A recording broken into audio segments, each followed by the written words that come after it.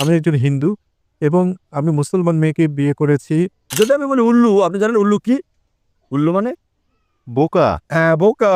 আমার নাম দীপক মিশ্রা এবং আমি আপনাকে নমস্তে বলতে চাই।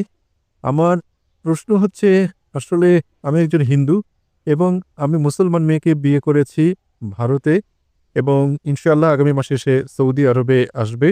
আমি তাকে বলেছিলাম আমি ডক্টর জাকির নায়েকের বক্তৃতা শুনতে যাব। তখন সে বলেছিল দয়া করে তার কাছে যাবে না, তিনি শিয়াদের বন্ধু বলে থাকেন। আসলে সে একজন শিয়া। সে বলল, না তার কাছে যেও না, এবং আমার শাশুড়িও বললেন, না তার কাছে যেও না, তিনি শিয়াদের বন্ধু বলবেন এবং তুমি আমাদের ছেড়ে চলে যাবে। তাই এটা হচ্ছে প্রথম সন্দেহ যা আমার মনের মধ্যে রয়েছে। এবং দ্বিতীয় বিষয়টি হচ্ছে, আমার আমার একটি সাধারণ প্রশ্ন আছে, এই অর্থে যে যদি আমরা বলি সবকিছু ঈশ্বর এবং সবকিছুই ঈশ্বরের হিন্দু ও মুসলিম ধর্মে, তাহলে কেন ঈশ্বর চান আমরা সবাই তার উপাসনা করি? কেন তিনি আমাদের সৃষ্টি করলেন? যে কোনো ধর্মে যখন আমরা সৃষ্টি নিয়ে আলোচনা করি, কেন তিনি আমাদের সৃষ্টি করলেন? কেন তিনি আমাদের উপাসনা চান? কেন তিনি তার উপাসনার জন্য আমাদের এত ত্যাগ চান? এবং কেন তিনি জীবজন্তু কিংবা অন্যদের উপাসনা করতে বলেন না? কেন কেবল মানুষকেই বলেন? ধন্যবাদ। ভাই দুটো প্রশ্ন করেছেন। প্রশ্ন করার আগে তিনি আমাকে নমস্তে বলেছেন। ভাই, আপনি নমস্তের মানেটা কি জানেন? না। লোকে বলে হাই। এই হাই শব্দের মানে আসলে কি? আমি বলি আসসালামু আলাইকুম ওয়া রাহমাতুল্লাহি ওয়া বারাকাতুহু। মানে হচ্ছে আপনার উপর আল্লাহর শান্তি, রহমত ও করুণা বর্ষিত হোক। আপনি আমাকে বলেছেন নমস্তে, আমাকে জবাব দিতে হবে, ঠিক? এবং আমি জবাব না দিলে আপনি বলবেন কি ধরনের তিনি লোক, ঠিক? এখন আমি আপনাকে জিজ্ঞেস করি নমস্তে শব্দের মানে কি? দেখুন, আমার কাছে নমস্তের মানে হচ্ছে, যেমন আমি আপনাকে হাই বলছি, যেমন আপনাকে বলছি আসসালামু আলাইকুম। তবে আপনার জন্য দয়া করে আমাকে মাফ করবেন যদি খারাপ ব্যবহার করে থেকে যদি বলি যিনি আমাকে অপদস্থ করেছেন তিনি ভালো মানুষ, তাহলে কি বিশ্বাস করবেন? যদি আমি ওই শব্দটা জানতাম। যদি আমি বলি উল্লু, আপনি জানেন উল্লু কি? উল্লুর মানেটা হচ্ছে বাংলায় পেঁচা, ইংরেজি আউল মানে হচ্ছে জ্ঞানী ব্যক্তি, কিন্তু বাংলায় উল্লু মানে কি? উল্লু মানে বোকা। হ্যাঁ, বোকা। তাহলে তাহলে ইংরেজরা ভাববে আমি আপনার প্রশংসা করছি, আপনাকে জ্ঞানী বলছি, কিন্তু আপনি জানেন আপনাকে আমি বোকা বলছি। আপনি নমস্তের মানেটা জানি, সেজন্য এখনো জবাব দিইনি। আপনি মানেটা জানেন না, আপনি আমাকে নমস্তে বলেছেন, আমি অর্থ জানি তাই উত্তর দেইনি এখনো। নমস্তের মানে হচ্ছে সংস্কৃত ভাষার শব্দ ইদাম নামামে থেকে এটা এসেছে, মানে আমি আপনার কাছে নতজানু হই। আপনি কি আমার কাছে নতজানু হতে চান? অবশ্যই। আপনি তার কাছে নতজানু হতে পারেন যার অনেক জ্ঞান আছে। ঠিক আছে, আপনার মতে জ্ঞানী ব্যক্তির কাছে নতজানু হওয়া যায়, কিন্তু কোরআন অনুযায়ী এবং ইসলাম ও বেশিরভাগ ধর্ম অনুযায়ী আপনি সর্বশক্তিমান ঈশ্বর ছাড়া আর কারো কাছে মাথা নত করতে পারেন না। আপনি জানেন অনেক হিন্দু আমার আলোচনার শেষে তারা এসে আমার পায়ে স্পর্শ করে। আপনি জানেন তারা কি বলে? हमने पहले बार भगवान का अवतार खुद देखा आंख से। এই জীবনে দেবতাকে সচক্ষে দেখলাম প্রথম, হিন্দুরা আমাকে বলে। তাই আমি বলি দেখেন ভাই, আমি জানি আপনি আমাকে সম্মান করেন, আমাকে ভালোবাসেন, আমি এর প্রশংসা করি, তবে সত্য ঈশ্বর ছাড়া আর কারো কাছে মাথা নত করা হচ্ছে শিরক। এমনকি হিন্দু ধর্ম মতো আপনি ঈশ্বর ছাড়া আর কারো কাছে মাথা নত করতে পারেন না। তাই আমি তাকে সংশোধন করছি যে সম্মান ভালোবাসায় করলেও ভালোবাসা আর সম্মানের মাত্রা ছাড়ানো ঠিক নয়। যখনই মাত্রা অতিক্রম করবেন তখনই তা শিরক, ঈশ্বরের শরীক সাব্যস্ত করা। পরে অনেক হিন্দু আমার কাছে এসে আমাকে অনেক প্রশংসা করেছে, তারা আমাকে ঈশ্বরের কাছাকাছি নিয়ে গেছে। আমি বলি আমি দেবতা নই, আপনারা কেবল সর্বশক্তিমান ঈশ্বরের কাছে মাথা নত করতে পারেন। আমি বলি জ্ঞান হলো ঈশ্বরের দান, এটা ঈশ্বরের দান। তাই যখন আপনারা আমাকে দেখেন তখন বলতে পারেন মাশাআল্লাহ। মাশাআল্লাহ মানে আল্লাহর যেমন ইচ্ছা, মানে আমার চেষ্টা সর্বশক্তিমান ঈশ্বরের ইচ্ছার কারণে, অন্যথায় আমি তো ছিলাম। সেজন্যই নামাজতে ইসলামের বিপক্ষে আর প্রকৃতপক্ষে হিন্দু ধর্মগ্রন্থেরও বিপক্ষে। যদিও কিছু পণ্ডিত বলেন যে ইদাম নামামে হতে পারে প্রশংসা হোক, প্রকৃত অর্থ আমি তোমার কাছে মাথা নত করি। ইসলামে আসসালামু আলাইকুম, আপনার উপর শান্তি বর্ষিত হোক, আপনি যখন খুশি যে কোনো জায়গায় বলতে পারেন এটা। ইংরেজিতে আমরা বলি গুড মর্নিং, মুষলধারে বৃষ্টি হলেও আমাদের বলতে হবে গুড মর্নিং। লোকটা হয়তো স্ত্রীর সঙ্গে ঝগড়া চলছে, তাও কেউ হয়তো বললো গুড মর্নিং, তাকেও বলতে হবে গুড মর্নিং, অথচ তার মন বলছে এমন মর্নিং যেন জীবন আর না আসে, তবুও তাকে বলতে হচ্ছে good morning, good evening, good night.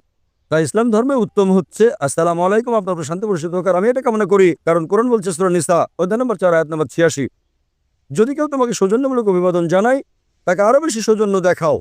অর্থাৎ কেউ তোমাকে সৌজন্য দেখালে তাকে আরো বেশি সৌজন্য দেখাও, অথবা কমপক্ষে সে যতটা দেখিয়েছে। তাই আপনাকে বলছে আসসালামু আলাইকুম ওয়া রাহমাতুল্লাহি ওয়া বারাকাতুহু, আল্লাহর শান্তি ও রহমত বর্ষিত হোক আপনার উপরে ভাই। ওয়ালাইকুম। ফিরে আসছে আপনার প্রশ্নে। আপনার প্রথম প্রশ্ন ছিল আপনি করেছেন যে আপনার হবু স্ত্রী না আপনার স্ত্রী? আমার স্ত্রী। তাহলে ইতিমধ্যে থেকে বিয়ে করেছেন। ফাইন, আপনার স্ত্রী আপনাকে আমার লেকচারে না আসতে বলেছেন কারণ আমি শিয়াদের বিরুদ্ধে, কিন্তু তবুও আপনি তার কথা শোনেননি। আপনি আমাকে অনেক পছন্দ করেন, আমি এর প্রশংসা করি। তবে তবে আপনি কি জানেন কেন শিয়া শব্দটি কোনো জায়গায় নেই কোরআনে? দেখুন, শিয়া সুন্নি এসব কোরআনে নেই।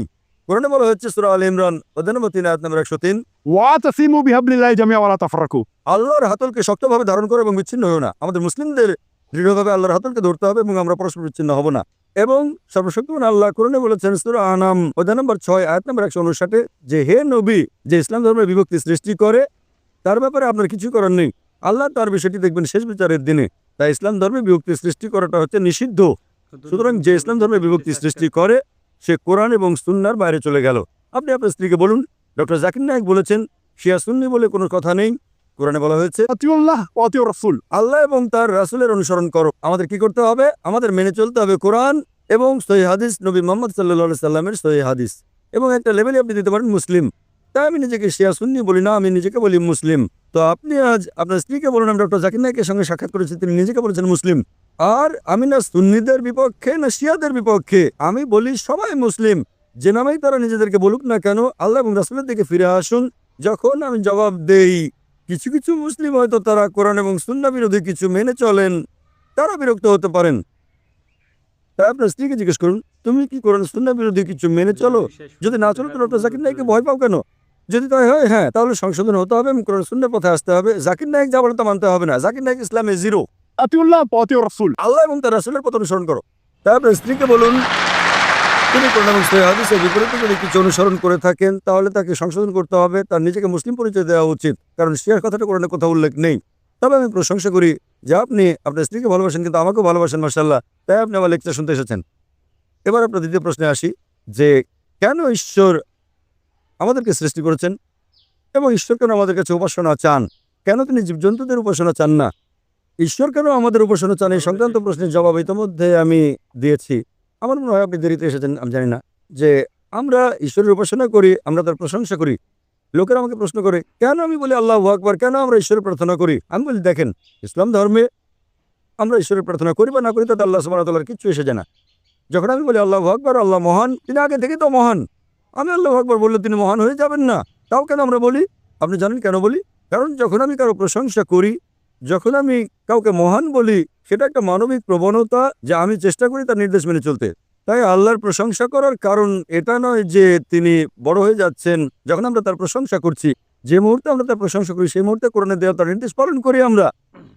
তাই প্রথমে আমাদের শনাক্ত করতে হবে কে সর্বশক্তিমান ঈশ্বর, তারপর তিনি কি মেনে চলতে বলেছেন। তাই তো মুসলিম মানে যিনি সর্বশক্তিমান ঈশ্বরের কাছে নিজের ইচ্ছাকে সমর্পণ করেন।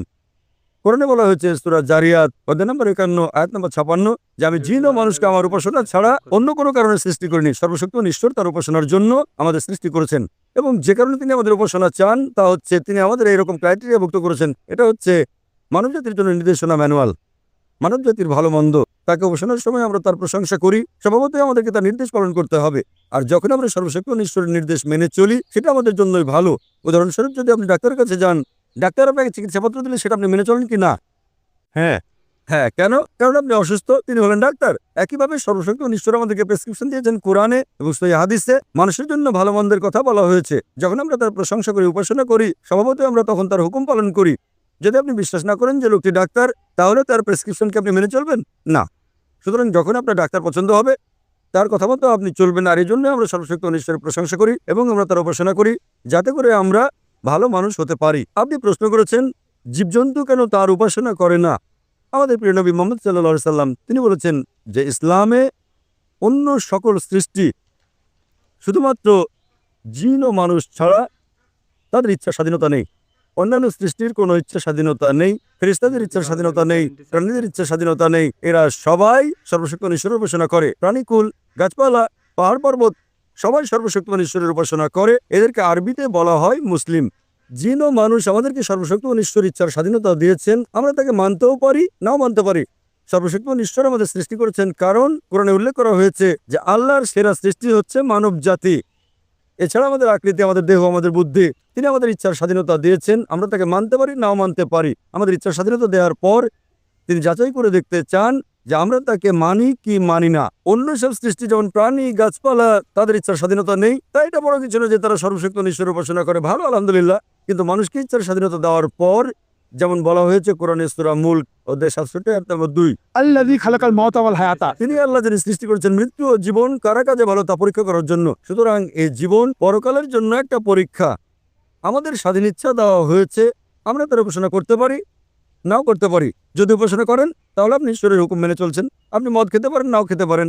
যদি আপনি মদ না খান তাহলে ঈশ্বরের হুকুম মানলেন। তাহলে এইভাবে সর্বশক্তিমান ঈশ্বর আপনাকে করণীয় বর্জনীয় ঠিক করে দিয়েছেন, খুব অল্প সংখ্যক, আর অবশিষ্ট সবকিছু আপনার ইচ্ছাধীন। তাই এইসব করণীয় বর্জনীয় বিষয়ের প্রতি যত্নবান হলে আপনি হুকুম মেনে চললেন, তার উপাসনা করলেন এবং আপনি পরীক্ষায় উত্তীর্ণ হবেন। এই জীবন পরকালের জন্য একটা পরীক্ষা।